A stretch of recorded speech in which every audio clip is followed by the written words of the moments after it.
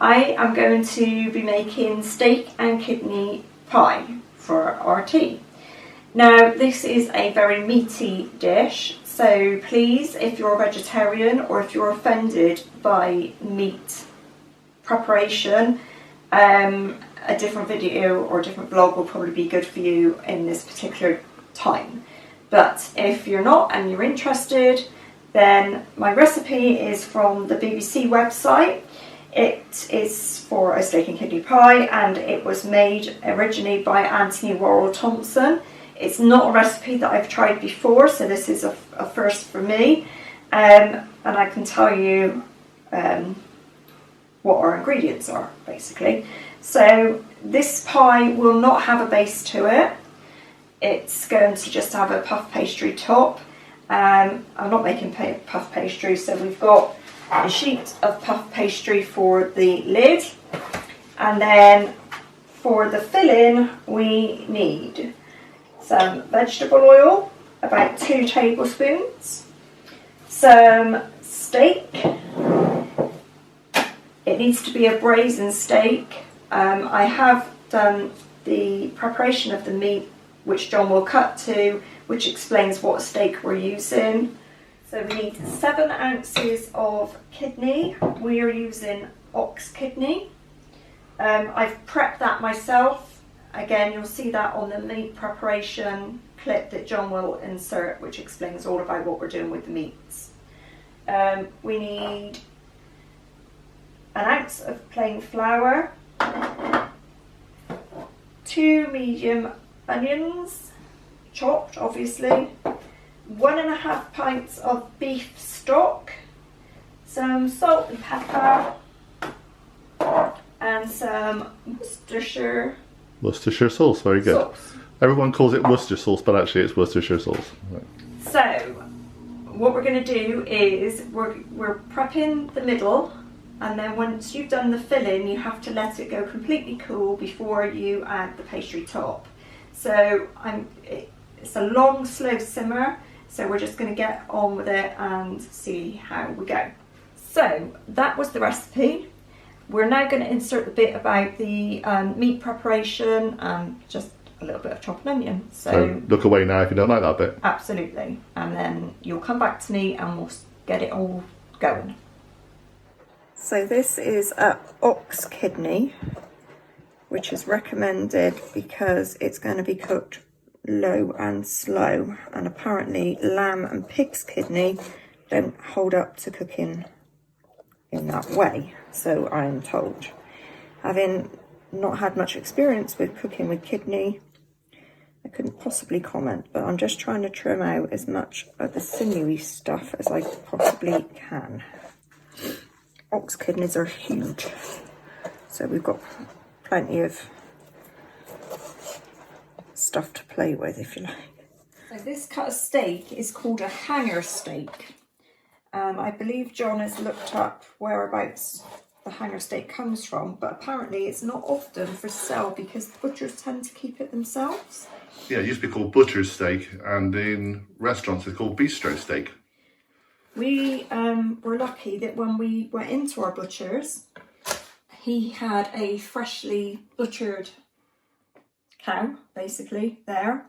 So he gave us our lovely ox kidney, and the hanger steak is somewhere around that area. Yeah, it's kind of the belly. So he brought that out at the same time, and we said we needed some steak, some stewing steak to go with the kidney, and he said this would be perfect. So it's the first time we've cooked with hanger steak, but I have to say, I mean, it's got beautiful marbling on it, so, and the knife goes through it like butter, so I've high hopes for this. Should be good, shouldn't it? It should be really good.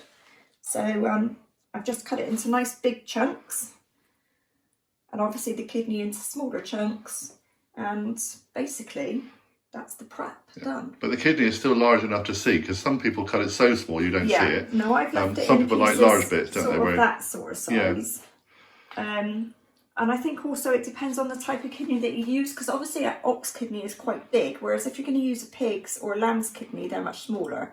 So you can't leave such big pieces because they're not physically lamb's that kidneys big. tend to crumble quite a lot. They're quite dry. That's why they recommend using ox kidney, because as I said before, it's going to be a long, slow cooking process for the middle of the pie, if you like. This pie also is not going to have a pastry base on it. It's going to go into a lovely deep pan, plate rather, and we're just going to put a piece of puff pastry over the top. So now we both know how to make puff pastry because we did it in school years ago. Yeah. Our kids never learn how to do that. But no one does it anymore. Who the hell makes puff pastry now? I've got ours. I've got better things to do.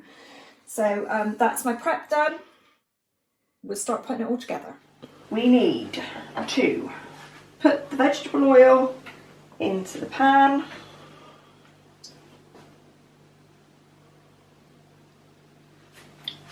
As such.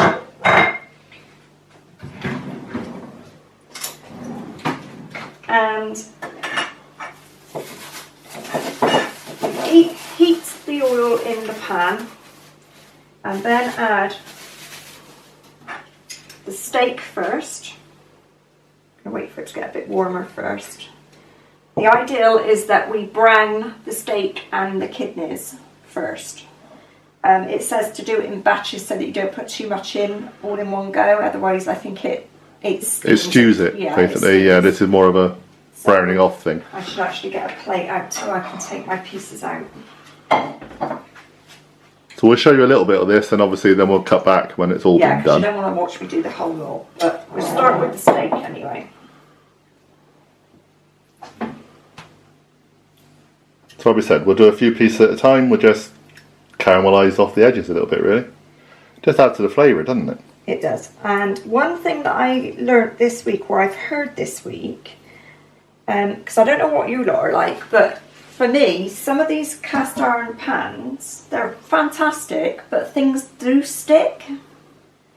And from what I can understand of what I've read or been told this week, is that if it sticks, it's not caramelised enough. You need to leave it, and then you can feel when it's actually browned enough and it comes off. So we're going to try that out now actually and see if that actually works. I can kind of see the point of that, because it does kind of create a crust and the whole crust moves.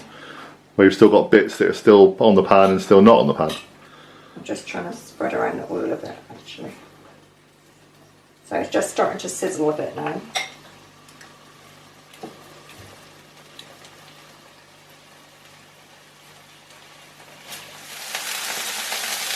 So this is almost done now. In fact, I think it's probably done enough. So we just take all of this out. Like that.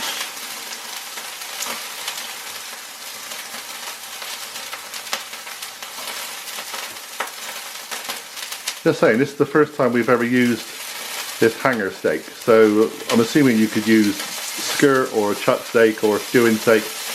Any of those low and slow type joints of meat, really, carved bits of meat. So as you can see, we've got some nice brown caramelised edges. Yep. And there's quite a lot of juice still in the steak. Which we'll keep.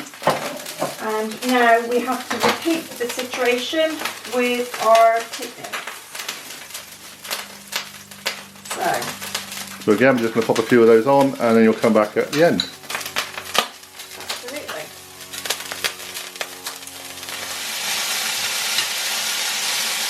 As you can see, the kidneys cook much quicker than the steak. Yeah, they're basically done in a minute or so. Right. So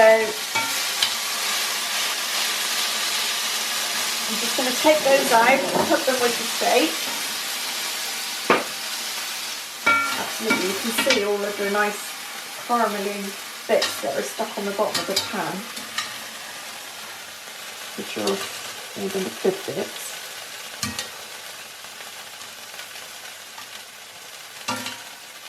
Right, so now we add in our onions.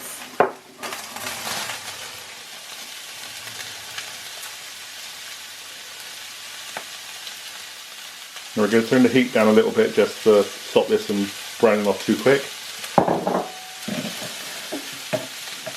just need to cook these down for, you know, a good few minutes until they start softening at least. But immediately you can see that all of the oil that was left in that pan has been soaked into the onions, and actually the onions themselves are deglazing the bottom of the pan. My sticky bits are going onto the onions, so that's good. So I'll just do this bit and then we'll come back. Back in a minute.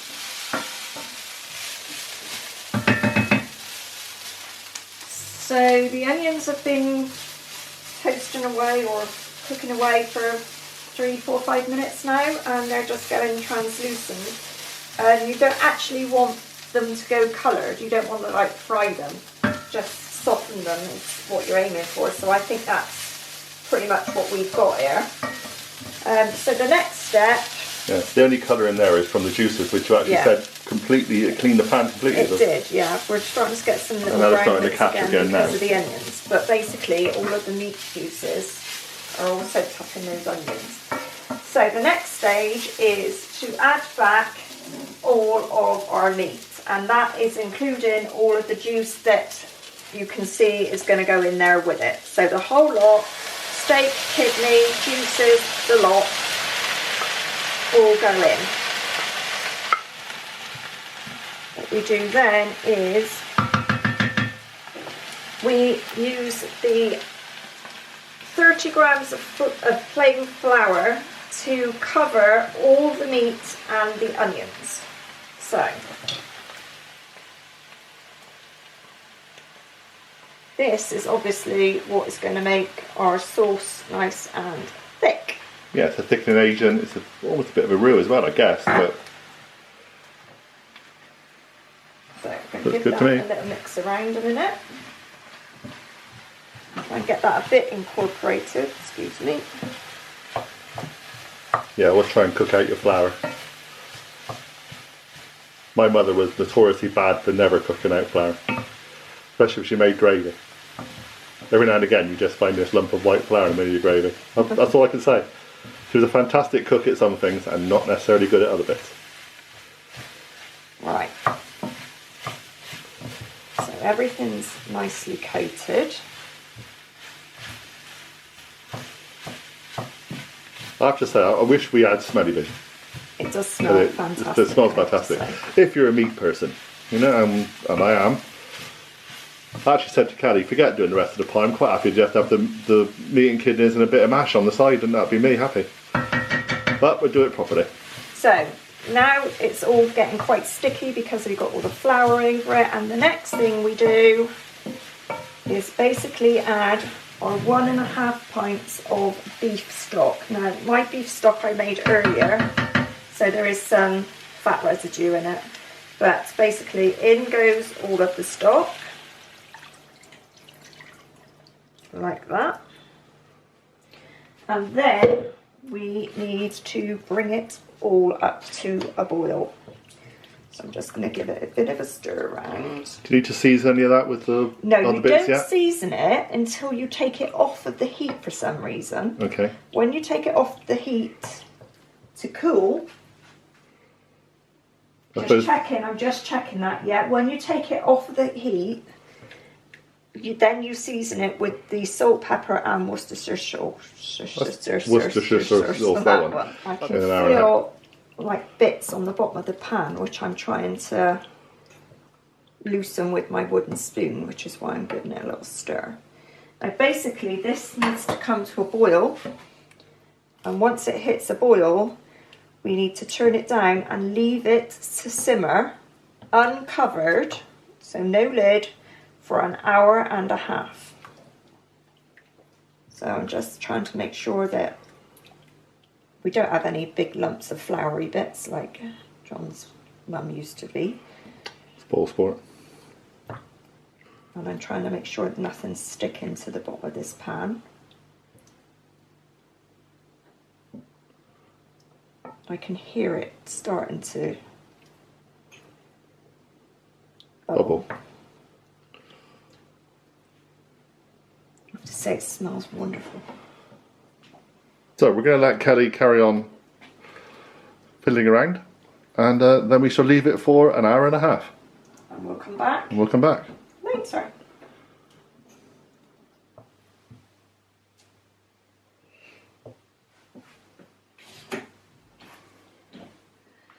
Right, so this has been simmering now for a good hour and a half, if not a little bit longer. It has reduced. The smell is amazing. So now the next thing to do is to take it off of the heat. I'm just going to push it to the back of the stove. Add some seasoning. I'm going to go a little bit light on the salt because I have tasted it and it doesn't need much. A little grind of black pepper. I'm more a pepper person than you, aren't I? So.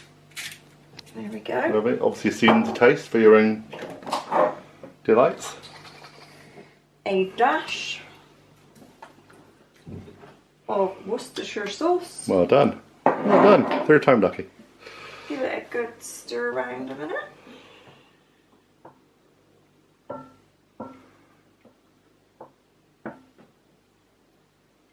And the plan now is to allow this to completely cool. Hi everybody and welcome back. A little while ago we left you with our nice big pot of steak and kidney simmering away.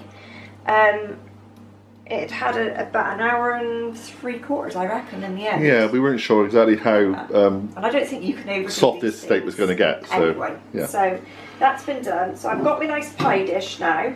This is now cold.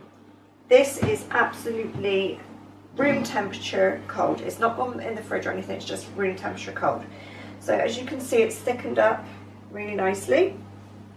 But there is quite a lot of gravy in there. So what I'm going to do is, with my slotted spoon, I'm going to take the filling and put it in my pie dish. Yeah, we think in the end, this big dish that we're actually cooking it in was going to be too big. So just take it over to a pie dish. It'll kind of concentrate on the meat in the right place, and we can decide what to do with it if there's any spare gravy. There might not be. It just was very big and very shallow, wasn't it? I think it's deceptive. It certainly seems to be. Now it's thickened up, because when we were cooking it, it didn't seem like that was going to be an issue. It just thought there was going to be far too much gravy, really. And now you're transferring it into a pie dish. Actually, it's perfect. I never doubted you. I never doubted Anthony Warrell Thompson. Honestly. I did. I have to say he's not my favourite celeb chef. Well, he has had a few issues over the years, but, you know, he's a good cook. Right. So, basically, I think what I'm going to do is just tip the whole lot in. Yeah, there is no surplus. We actually discussing this earlier and thought if there was any surplus gravy, we'd probably just use it for the gravy when we actually had the dinner. But there's not going to be any, which is great. So, let me just pour what I can out of there. So, now you've got your meat and everything in the pie dish, and you need to take a sheet of puff pastry and roll it out and put it over the top. Now, as you can see, puff pastry comes in a sheet, but it's a rectangular sheet, it's not a round one. So I'm just going to try and make it a bit wider. I think it'll probably be okay. I might have to take a piece off and marry it on. In here I have got a whole egg and an egg yolk that I've just mixed up as so. Very good. The oven, as you can hear, is whining in the background, is on at 200 and, well, it's supposed to be 220, but because ours is a fan oven, it's quite hot, I've just left it at 200.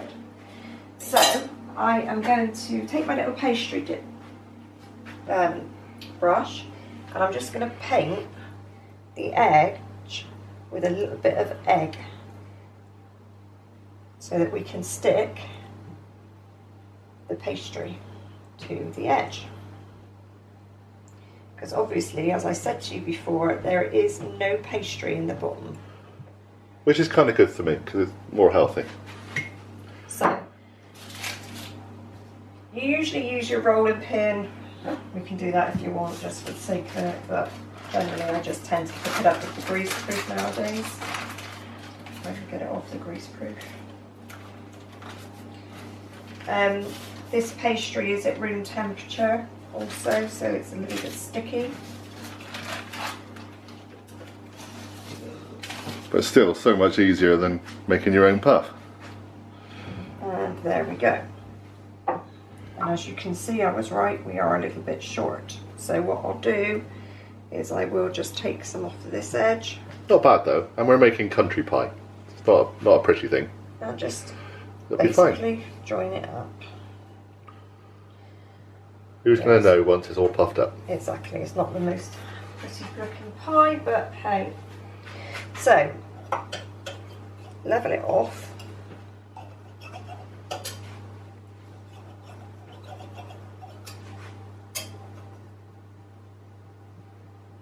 Personally, I think it looks great. And I did actually taste the contents. We both tasted the contents, and it is lovely. Or lush, as we would say, from Bristol. And then just... A bit of a thumb crimp. I mean, you can crimp it, you can do whatever you want with it, really, but to my mind, I guess if you were doing it for, like, you know, for somebody coming to visit or something like that, you'd probably Make a pretty thing. Yeah, make a bit more time. Maybe make some patterns for the top. But we just want to get it in the oven. Yeah. So we're going to put a little hole in the top, like that. You liberally brush the whole thing with the Double egg wash. Okay. egg wash. But as you can see, I mean, the colour of this egg is fab. Yeah, we always use free range eggs and never use anything else really, do we? No, we never ever buy anything else. And as you can see, the colour, as I said, the colour of the egg, you can just imagine the golden brown that this pie is going to come out at. You can be quite liberal, doesn't really matter. It's not like it's going to, you know, end up with puddles of raw egg on it. No, you're not going to end up with an omelette on top or anything. No. So, there we go. Okay. And then, see, there's an air bubble in there. But that's okay, I'll cook it. And then this then goes into the oven for 40 minutes. And it'll come out all raised up and puffy and a beautiful golden brown colour, and it's going to be gorgeous. So there is our pie, uncooked. Yeah, now in real chefy stuff on the telly would say, and we've got one prepared earlier from the oven. But I don't have We don't have that, we can't afford to. So we are just going to put this in the oven, cook it. We'll show you when it comes out. We'll show you when it comes out. And there we have it. One beautiful steak and kidney pie. A la Auntie Warren Thompson. BBC good food. Now let's just hope it tastes as good as it looks. It certainly smells it. It's not a quick recipe. It takes a little bit of fiddling with and, you know, preparation. But I'm hoping that it'll all be worth it in the eating. Yeah. And I think that's big enough for a family of... I think that would serve six easily. Six, I reckon, yeah. Easily. So we'll be eating it for 2 days.